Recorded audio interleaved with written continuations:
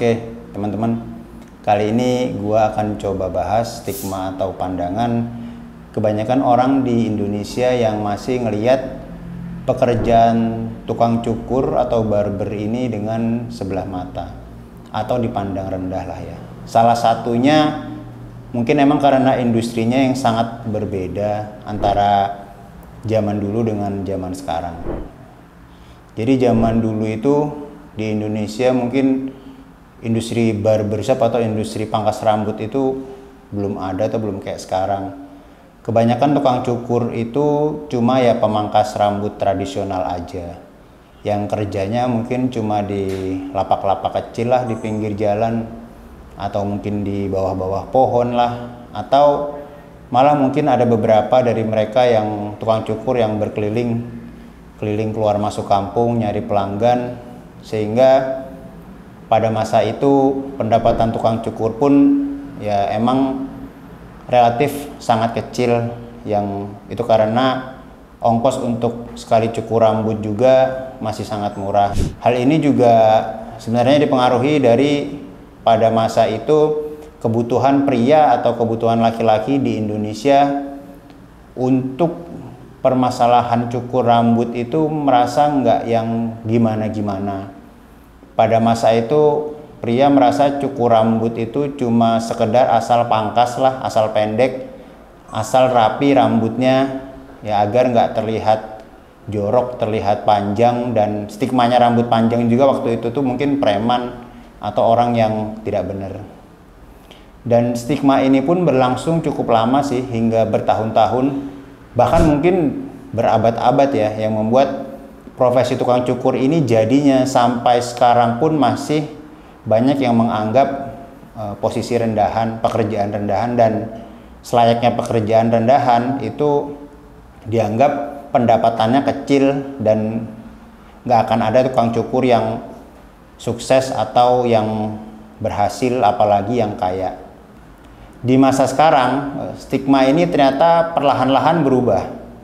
Dan gue di sini juga akan berusaha mempercepat perubahan stigma ini untuk ke arah yang lebih baik ya.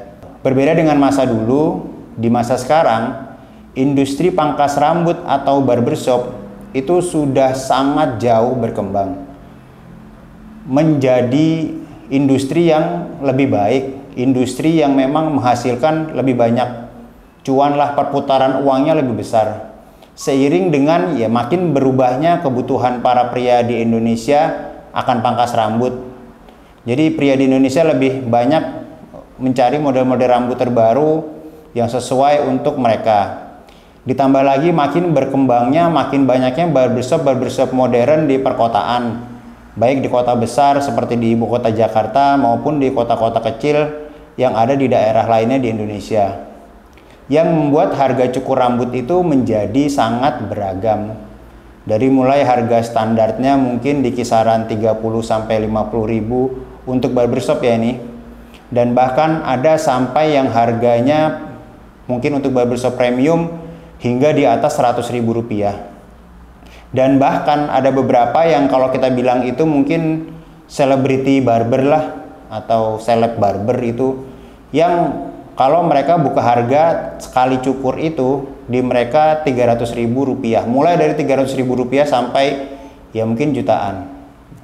Kenapa harganya bisa sangat beragam seperti itu? Padahal kan kalau kita tahu ya kegiatannya sama, cuma pangkas rambut aja, ngerapin rambut pria lah. Biasanya harga pangkas rambut yang tinggi, yang mungkin untuk beberapa orang rasa itu masih mahal atau premium, itu disebabkan sama beberapa hal ya. Ini coba gue elaborasi lagi, coba gue jelasin beberapa hal itu apa. Yang pertama, lokasi atau tempatnya yang biasanya berada di kawasan yang premium. Contohnya mungkin di area ruko-ruko di perumahan elit atau di area Jaksel kali lah ya, yang semacam itu. Jadi membuat mereka bikin bisa harganya mahal. Yang kedua, desain atau interiornya bagus, tampak mewah, terus AC-nya juga dingin, dan pastinya tempatnya nyaman lah. Jadi kalaupun ngantri nunggu itu kita ngerasa nyaman ada di dalam situ. Dan yang ketiga ini yang paling penting sih, ini intinya. Biasanya para barber atau tukang cukur yang bekerja di situ itu memiliki keahlian cukur yang di atas rata-rata. Biasanya mereka berpengalaman nyukur cukup lama dan tahulah hafal semua model rambut. Bahkan banyak juga di antara mereka yang bisa diajak konsultasi mengenai masalah rambut pelanggan. Jadi kayak misalkan pelanggan punya bentuk kepala seperti ini, punya rambut seperti ini, itu yang cocok potongan rambutnya bagaimana, itu bisa berkonsultasi dengan mereka.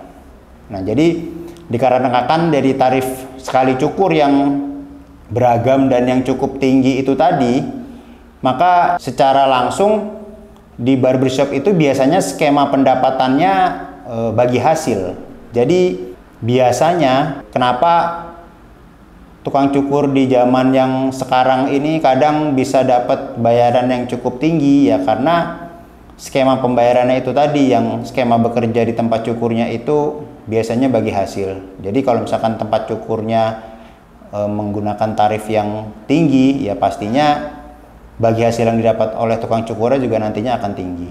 Oke, kita coba pakai ilustrasi simple aja ya. Jadi kita coba pakai hitung-hitungan simple lah. Jadi anggap aja di barbershop premium itu, kita anggap lah ya, ini ada owner yang kasih bagi hasil 30%. Terus taruhlah tarif mereka sekali cukur itu 100.000.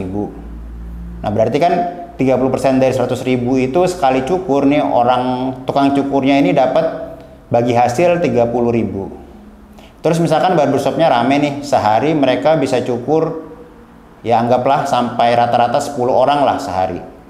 Berarti kan mereka sehari bisa dapatnya 300.000. Kalau mereka kerja taruhlah sebulan 25 hari aja, tiap hari dapatnya 300.000, maka selama sebulan mereka udah dapat pendapatan gaji sekitar 7,5 juta rupiah. Lumayan gede kan itu? Itu belum termasuk tips ya. Jadi untuk di barbershop itu biasanya banyak pelanggan yang selain bayar mereka ngasih tip juga gitu, ngasih uang tambahan karena servis tukang cukurnya bagus. Dan tip ini bisa somehow gede banget jumlahnya.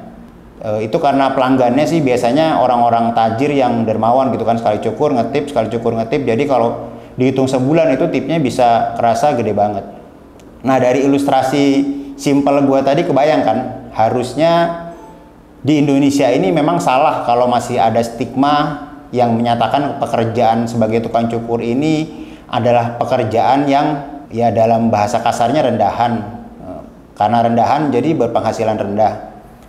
Justru menurut gue pekerjaan ini masih bisa bersaing dengan pendapatan pekerjaan-pekerjaan kantoran lainnya di Indonesia. Dan itu tadi, bahkan untuk beberapa barber atau tukang cukur yang benar-benar ahli ya, yang sangat ahli, terus mungkin dia bekerja di barbershop itu udah lama banget, terus barbershopnya juga premium, tarifnya mahal, terus mereka udah banyak pelanggannya juga di situ, dapat tipsnya gede. Nah, itu sangat memungkinkan mereka bisa dapat bagi hasil yang tadi kan kita pakai ilustrasi 30% tuh. Ini yang untuk yang kasus-kasus berbeda ini mungkin ada yang bisa sampai 40 bahkan sampai 50% bagi hasil mereka. Nah, jadi pendapatan bulanan mereka pun bisa ya besar banget, bisa sampai mungkin di atas 10 juta atau bahkan ya mungkin bisa jadi bisa lebih besar lah dari mas-mas kantoran yang mungkin kerjanya pakai dasi, rapi, yang customer mereka juga yang mungkin kerja di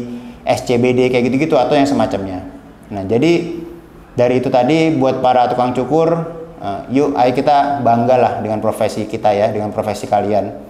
Jadi kita sama-sama kita ubah nih stigma masyarakat di Indonesia mengenai profesi tukang cukur ini.